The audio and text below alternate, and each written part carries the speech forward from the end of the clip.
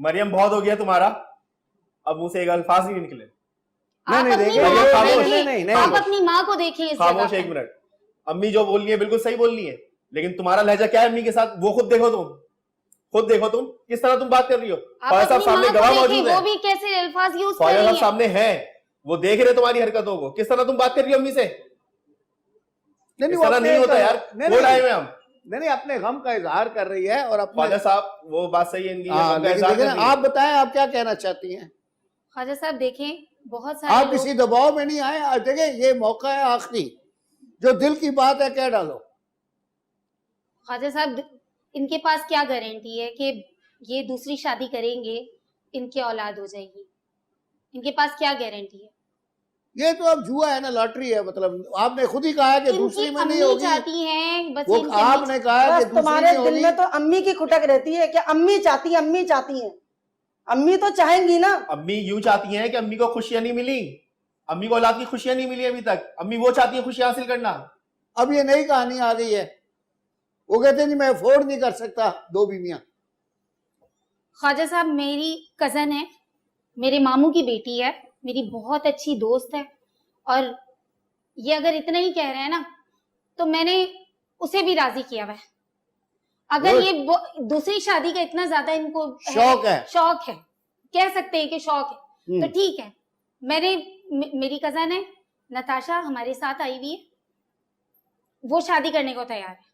उसको मैंने अपनी तमाम बातें बताई हुई हैं, कादिर को वो बहुत अच्छे तरीके से जानती है और उनको लाइक भी करती है कि बहुत अच्छे शौहर है, मेरे साथ केयरिंग है, लविंग है। लेकिन ये इन्होंने जो अभी दूसरी शादी का चक्कर इन्होंने स्टार्ट किया है, नहीं, मगर ये जो कह रहे हैं मैं अफोर्ड नहीं कर सकता, तो उसको कैसे ख्वाजा कवर साहब करेंगे? मैं मेहनत करूंगी, ये मुझे मत छोड़ें, मैं मेहनत करूंगी।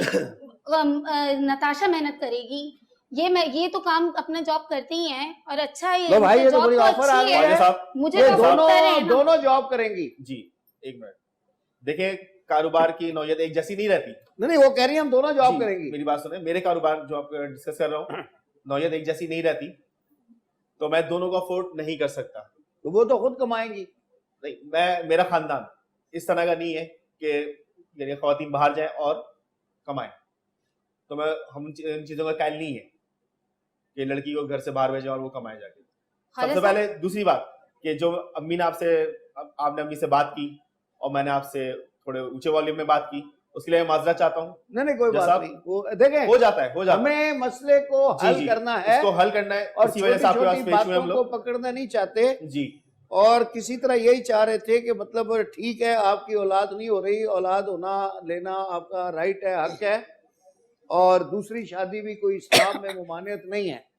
और आपकी बड़ी एक रीजन है कि एक बेगम को मेडिकली जो है अनफिट कर दिया गया है for delivery of the children, तो आपका राइट है कि आप दूसरी शादी कर सकते हैं।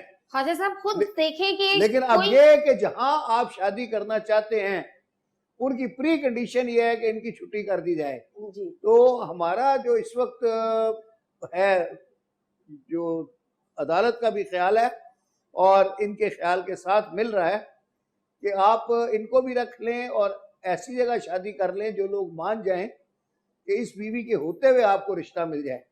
तो वो अपनी मामू की लड़की को तैयार करके ले आई है